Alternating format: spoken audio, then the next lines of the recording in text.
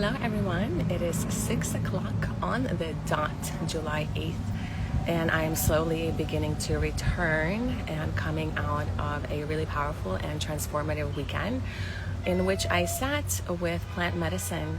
This weekend I participated in a back-to-back ceremony with ayahuasca and San Pedro.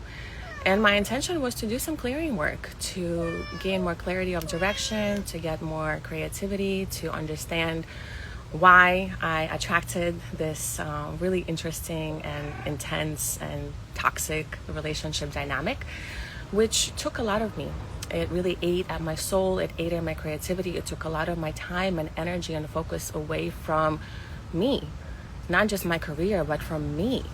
And so I allowed for this medicine to purge the grief of this breakup. And so, yeah, the weekend was really powerful, and I'm finally feeling my energy returning back to me and the creativity and the new possibilities that are awakening.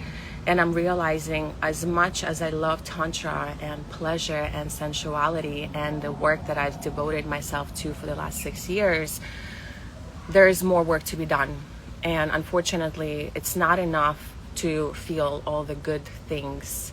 We actually need to and must drop into the emotional body of our trauma and our ancestry trauma, because a lot of people are stuck and stagnant and lost because of the trauma that they're carrying on their shoulders that is not even theirs. All right. And unfortunately, your conscious mind is not gonna give you the understanding of the things that are in the back. Like, we can't be ignoring these things and just want to cope with life. It's not enough to just cope and use substances, alcohol, drugs, pornography, jumping from relationship to relationship, seeking pleasure. It's not enough. We actually here to do the work.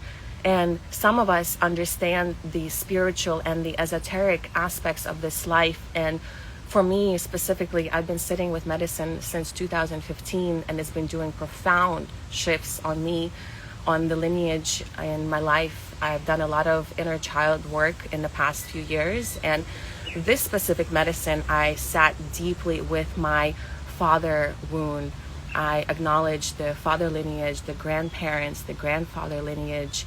And I realized that there is just so much in the back, in the consciousness in the back, that I wasn't aware of. And so the medicine was able to reveal those things to me, and I was able to purge. And when I purged, there was like tears of heavy, just drops of tears just pouring and pouring and pouring down my face. My throat chakra, I had to scream. I took a pillow and I was like screaming into the pillow and moving so much suppressed truth that I held in for at least the last 5 months while I was in this traumatic relationship with a man that took my power away, and I gave him my power away. And this is what I'm realizing, like, our power is ours. And when we give it away to other people, the vampiric energy will suck and suck and take as much as it fucking can from us. And so this is a reminder, if you're somebody who also given your power away, that you can get it back by consciously calling your power back and doing the work to understand, why did you give your power away?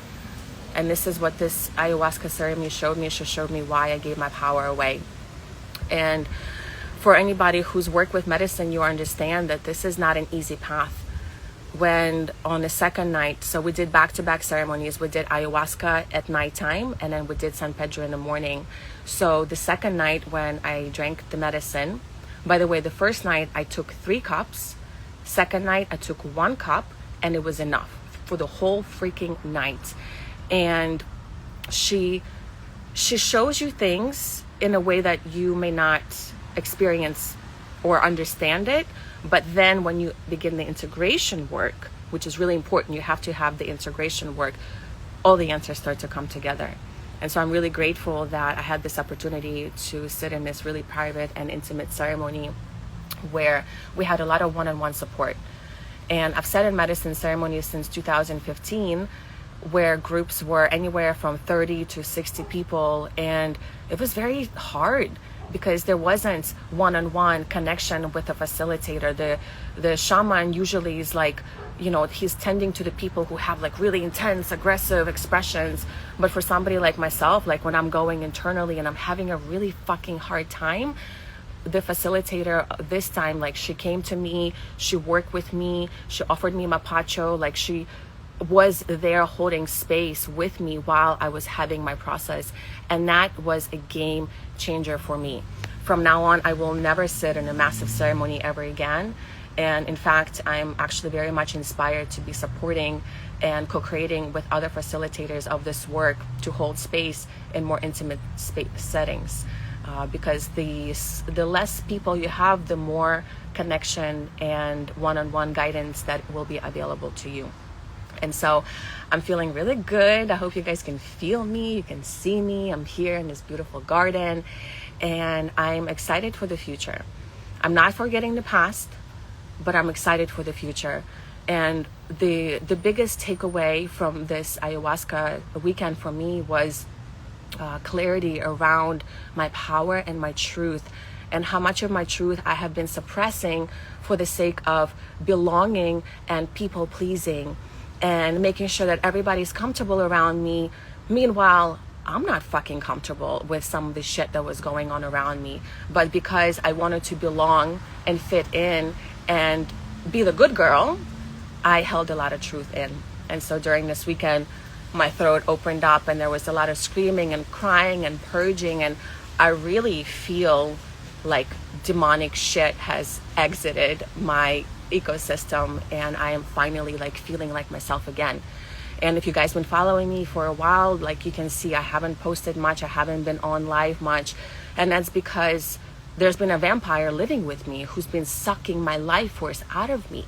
Okay, and this is like these toxic relationships that we manifest to teach us something. And I'm so grateful for this man who came into my life, and he did open my eyes to so many things that I did not acknowledge before. I saw them before, but I didn't acknowledge the impact of those things on my existence. And so now with this July 8/8 portal, or July 7/7 portal, which we just had yesterday, clarity is here. The fresh, vibrant summer energy is here. I'm here. I'm coming back to myself.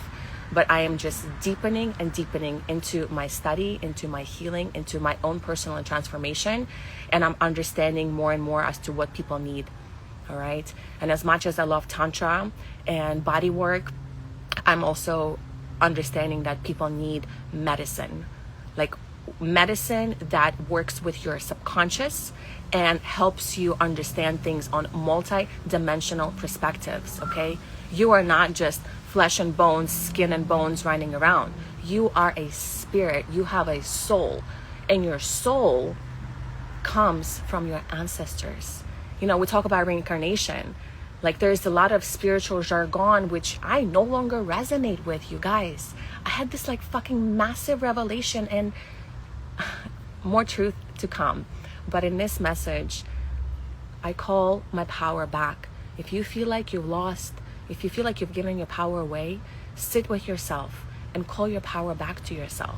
And look at all the places where you gave your power away and ask yourself, why? Why did you give your power away? And in that why is the juice for your healing and transformation. Because when you can give that why of why you gave your power away to yourself, you have an opportunity to become a masterful being that does not rely on anyone else. You don't need to be codependent on a man, on a woman, on a relationship, on a job, on a system, because you are a sovereign being. And what else has been really transformative in my life is that I am returning back to my roots. I am a Slavic woman. I am Russian. And Russian people are the original people of the land. Slava Bogu, like the grace of God is within me. I have been baptized into Christian Orthodoxy when I was 6 years old. And over my journey into spirituality and Tantra and Hinduism, I realized like, those are not my fucking roots. Those are not my roots. My people are Slavs. I am a Russian Slavic woman. So why the hell am I sitting here praying to fucking Shiva, Shakti, Kali, when those gods were made up? First of all, it's a made up mythology for a society that's not that advanced if you really look at them. Like, if you really look at Indian culture, they're not very advanced. In fact, India has like the biggest amount of men that are rapists, and women there are in fear of their sexuality and their bodies because men are kind of disgusting. Okay. And so I realized, like, why the hell am I praying to these gods that are not my gods? They're not my gods. Okay. And so in a way, like, the Christ consciousness, Jesus energy started revealing itself to me. I changed all my altars in my house. I still have my Tantra room. I put all my deities inside the Tantra room because that's still part of me. Like, Tantra is part of me. It's who I am, but it's not all that I am. And so the identity shift that I've been feeling is incredible, of letting go of what I was attached to and actually returning to what is innate, what is natural, what is God given to me by birth. And that's my roots to the land, to the sun, to the God, to the God, the umbrella of the God, not the God of the lower dimensional existences that were made up by other people. All right. And I can have a whole conversation about dimensionality of beliefs and different cultures, and even Buddhism. Even Buddhism is limited in its understanding of the truth. All right. And the truth will be revealed to you when you are ready for it. All right. And for me, I had to go on this journey. I had to have the breakdown and the breakthrough with this man who came and like wanted to uproot my whole existence. And I had to see the truth for myself. And so, although it was heavy, it was toxic, he left me in so much distress. He damaged all my beautiful art. He stole money from me. He ate at my soul. And despite all of that, in many ways, he was pointing out to my attachment, my own narcissism, to the identity that wasn't my truth. Okay? And so now the power is returning back to me. The God is speaking to me in a way that I understand, I comprehend, and I feel in my being. And so now this frequency is part of my medicine. And so for those of you who will be returning to me for a tantric shamanic bodywork experience, you will be feeling this shift and this transformation. All right. This is not an easy task. Holding these frequencies, these awarenesses, takes a lot of courage, because there's a lot of pain in this world. Another thing that I felt this weekend was the pain of the world. Like, ayahuasca opens you up to multidimensional capacity and awareness, and whatever psychic abilities you were naturally born with become enhanced during the medicine ceremony. And so this weekend, like, I fully came online. Like, I understood my gifts, my abilities, how I work, and how I'm going to be continuing to expand my career and my facilitation to support people with real transformation. All right. And real transformation is not just on the surface of pleasure and sensuality and dancing and fun tantric play. Real transformation is looking at your pain, going into it and feeling it, and allowing yourself to feel it. And that's something most people are not doing. They're coping with life. They're moving through life. They're surviving. They're struggling. They're coping. And so if you are ready to like step out and stop coping with life and actually start living and thriving in your life, you need to do some emotional deep dive. And the best way to access those fields is to work with a plant medicine that opens your awareness up to these dimensions. And so ayahuasca is being one of them. The next ceremony that she is planning is going to be around Labor Day weekend. It will be in Florida, either in Miami or on the West Coast, St. Petersburg or maybe Tampa area. And it will be less than 10 people, maybe 15, less than 15 people, because now it's 2 of us holding space. And it's not cheap. It is a pricey ceremony, so be ready to have the investment, but it's not more expensive than any other yoga retreat that you would go to for 3 days. Except here, you're not just doing yoga. Okay, here you're doing deep spiritual, psychological, and ancestral work that's not just for you, it's for your lineage, it's for your children. If you don't have children, it's even better so that you don't pass on your trauma to your children. And if you don't have children, then you get to clear the karma from your ancestors. All right. Something that a lot of our parents simply don't have the capacity, awareness, or desire to do. And so if you're listening and you're resonating, perhaps you are the change maker and the way shower in your family and in your lineage. And you are here to change the timelines and the paradigm of your existence. All right. And so this feels really good for now, you guys. Reach out to me if you have any questions or if you want to be part of this work. And I will see you guys on the next episode. Ciao.